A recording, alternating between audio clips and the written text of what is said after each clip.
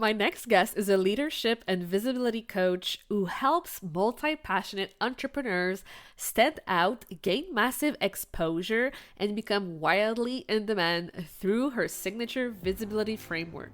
Please welcome Steph Wharton.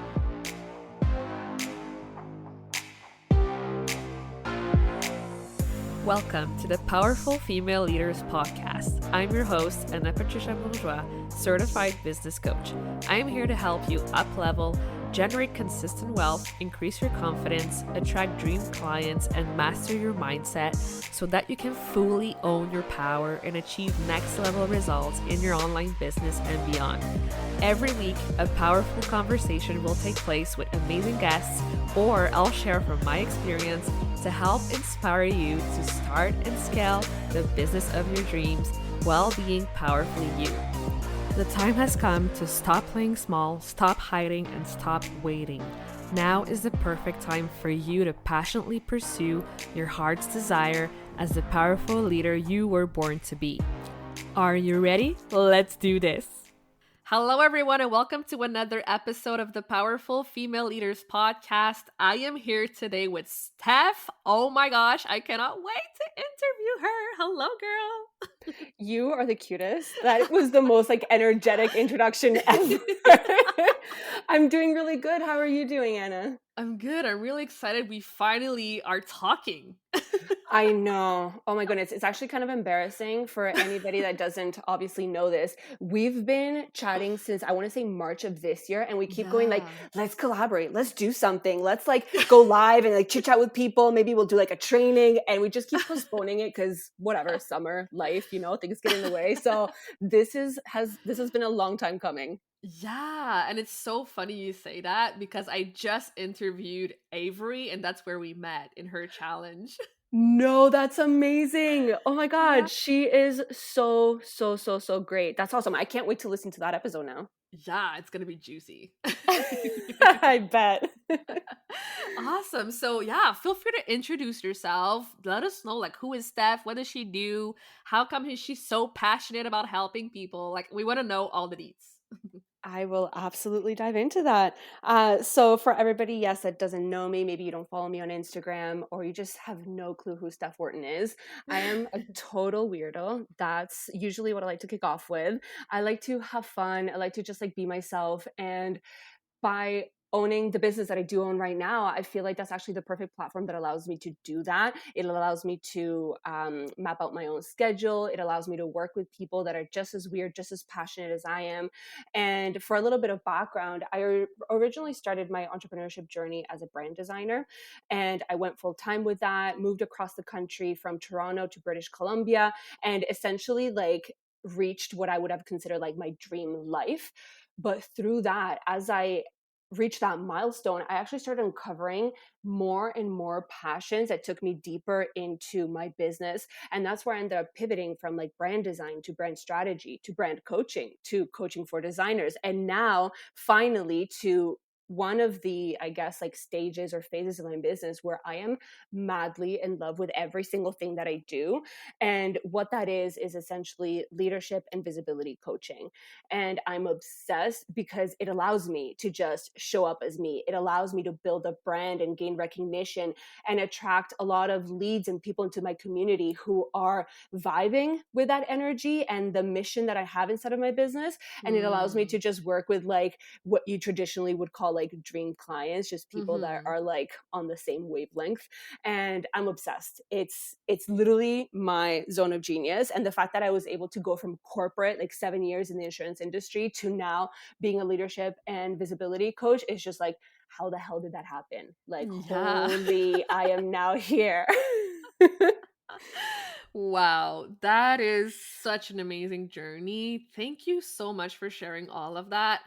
I have just had a client call, and that was the biggest thing, being multi-passionate, having multiple things that we enjoy doing and finding that clarity. How did you, first decided, okay, I'm going to go with this, and then I'm going to choose to go with this. At each pivoted moment that you've been through, what was the main vision or mission behind it?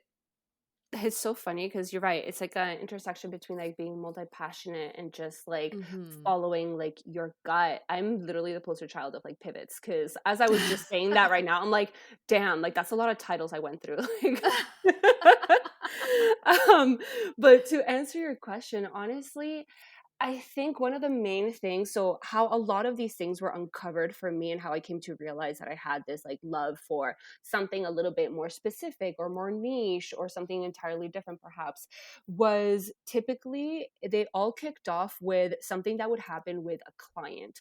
So perhaps they had a struggle in a specific area, let's say as a designer, they just weren't sure Mm, who to work with and how to actually build a sustainable business. So I'd be like, well, I can't design a brand if I don't understand you and where you want to take mm, this business and every little intricate little piece of the puzzle. So I would naturally start coaching them, right? So that's one example. Another mm-hmm. example would be when I realized that I had this like gigantic product suite and I was being what you would consider to be super strategic because I could take clients through this amazing journey and continue to bring in recurring clients, et cetera, et cetera. But then I realized some of these offers I hate. Like I'm sitting here and I'm good at it, sure, but I could be better and I could be delivering a better service if I was truly passionate about it. And those moments, those pivotal moments when I would decide, you know what? I don't want to run a business that just brings in money because let's say web design could be like multiple thousands of dollars. Instead, I want to be able to serve people in a way where I'm actually having fun. That way I can serve them to a higher degree and a higher level. So it was a kind of like a mix of those things where you start to realize, this is not the best path for me. And I need to find something that is more aligned and makes more sense for me as a person. And just Mm. collateral damage benefits my clients even more. Yes, yes, yes, yes. I love everything about this. So I guess my follow-up question to this is like, how do you pivot into something you're not 100% like full knowledge in? Because this is another thing that really comes up a lot is, I have imposter syndrome. Like I've never done this before, but I'm really passionate about it. I still have to learn about things. Like, how would you approach that mindset? Oh, that's a really good question. And I can totally see that because I've seen that with my own clients. I have Mhm. one, I'll give like a generic kind of example, but I had a client who wanted to pivot as well from design to a specific type of coaching. And that exact issue came up, right? Mhm. And it 100% came up with me. So I'll share my journey as that's my personal, and I have got quote unquote the rights to share that. Um, I think it's a mix of understanding on the first hand all the different experiences that you've had in the past that could lend to this future pivot because Mm. we likely do have experience in that. It might just be a creative twist or just maybe something that you learned in school or that you experience in a part-time job or a full-time job, perhaps as an entrepreneur, and you're able to pick out those kind of like skills and experiences in different scenarios that you've been in and mold that into, okay, I do actually have knowledge, I do actually have Mm. experience in this. So that I would say is almost like the first piece, understanding that you are actually a couple of steps ahead of your Mhm. potential clients.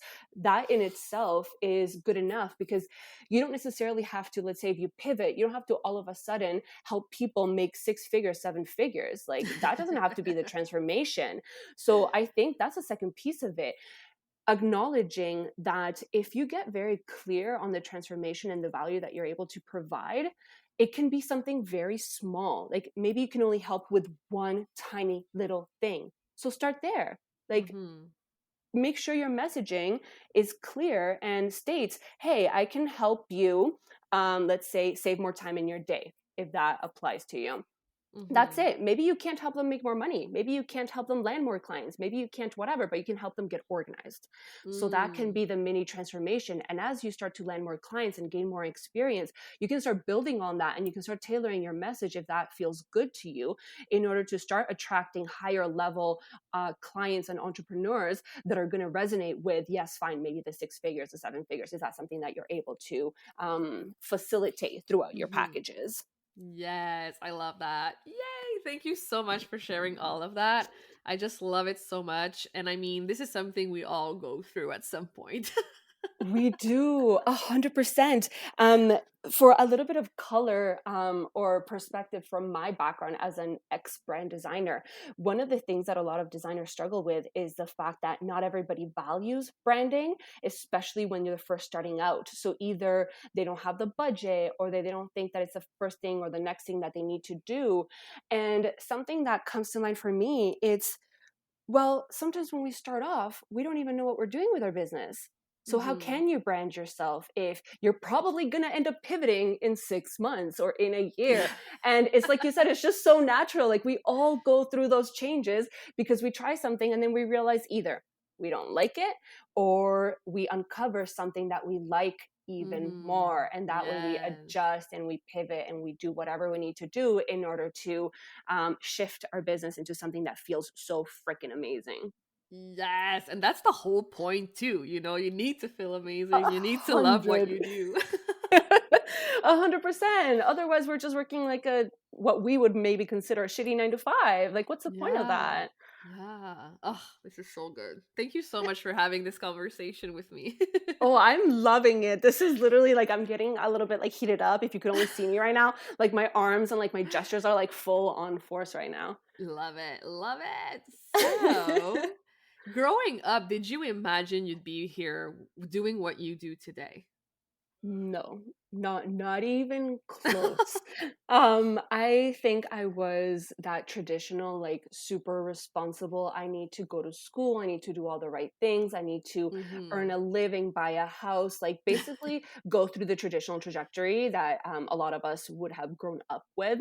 And entrepreneurship wasn't really one of those things.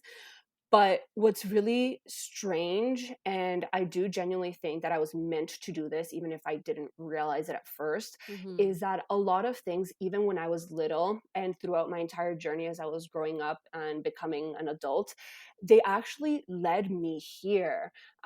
Things as little as when I want to say in grade, I'm not sure the grade, but I was around 10 or 11 years old. We did this assignment and you had to illustrate yourself in the future. And I uncovered this project only a couple of years ago in the basement of my parents' home. And I Mhm. was like, I had chills going through my entire body. I had illustrated a graphic designer. And I'm like, no. I'm No like, no way. way. There's no, it's not possible. Like, I didn't go to school for graphic design. I never took any art classes other than the mandatory, like one in grade 9. And yet here I am. Wow. And one other thing, through a university, I actually took a lot of entrepreneurship courses and sales and marketing that they all prepped me for this role. But even though I took at least 2 or 3 entrepreneurship courses, did I actually think I was going to become an entrepreneur? No, I just thought they were cool courses. But Mhm. now looking back, I'm like, no, I literally was meant to be here. I was meant to quit my full time job. I was meant to start this business. I was meant to help people the way that I'm helping them right now. I was meant to just lead my own version of life and happiness and success and basically just pave my own path. Wow. I just got chills because I think the same thing. Yes, I think a lot of us really do. Yeah, definitely. Wow, this is amazing. So what would you say like is your greatest accomplishment, like either in your life or in business? Like what are you really proud of? Oh, that's a good one. I just generally speaking, I love and I really make an effort to try and celebrate every mini life Mhm. milestone, just because I really believe in the power of shifting your energy so that you're like kind of like acknowledging all those good things that are coming your way, and then you're starting Mhm. to operate from that energy that can bring in more of that abundance. So although yes, I try and celebrate everything and everything's an amazing milestone, all that good stuff, I think the thing that I'm the most proud of, and it's probably one of the first things that happened with my business once it like really started to like, gain traction, was the fact that I quit my job and moved across the country. Um, Mm. Definitely that, because I had always daydreamed about like living somewhere else. I was like, oh, I'd love to live in Spain. I would love to be able to like practice my Spanish even more and like be immersed in that culture and live in Europe and in a warmer climate and all these things. But I was like, it's never actually going to happen. Like, it's just a pipe dream. I'll just Mhm. go on vacation, maybe that 1 week or 2 week or 3 weeks that you get through your corporate job, and that will be the end of it. So the fact that we were actually able to decide, you know what, like we're done with corporate, let's Mm-hmm. quit, let's actually pursue this life, even if it's a different version of what we've been daydreaming, but like let's make this happen. That's what changed my life. Mm-hmm. Anything else is just a way to just be happier doing it, to sustain that lifestyle, to create more impact and help more people like find that freedom for themselves. But it's all a byproduct of that first step. And Mm. yeah, I don't think I can replicate a change that's that drastic again. Wow. Incredible. What happens Mhm. when we decide to go for it? Yes. I love that you use the word decide, because sometimes you can say, oh, it's like the right time, the right place, the right circumstances, and totally that all Mhm. lends to it. But at the end of the day, we get to decide. Like we get to decide Yes. every single thing for the most part. Um I know there's some things we can't control. But yeah, we get to decide. And that's Yeah. exactly what we did. Amazing. I'm so, so proud of you. So excited for you. It must be Thank like a you. true dream come true. It is every single day. Especially, we just went on like a month, about it was about a month and a half long vacation. We went back to Toronto to visit family, went to a wedding, all that stuff. It was really, really nice. But we came back now to BC, back home yesterday. And to just see the scenery of the mountains and the lake and like the Oh my clear God. skies, I was like, oh my God, oh my God. I was like, we're back home. We live here. Like it's like you said, like this is literally a dream come true. Like I can't believe it. Love it. Oh my gosh. So, I ask this to everyone who comes on the podcast, and I'm very curious to know your answer. What does being a powerful leader mean to you? Oh yes, I love that. It's actually kind of perfect because I mean, being a leadership and visibility coach, leadership is a big part of that. Yeah. And I know a lot of us, whether we're starting off on our journey or even if we're already freaking killing it, there is always that little struggle where you gotta, as you grow, it's like new devils kind of thing, right? Like you gotta Mhm. figure out, okay, you're feeling some either hesitance or something within that's holding you back from really embodying that next level version of leadership, etc. Mm. And for me, being a powerful leader, what I love is that it gets to be simple to some extent.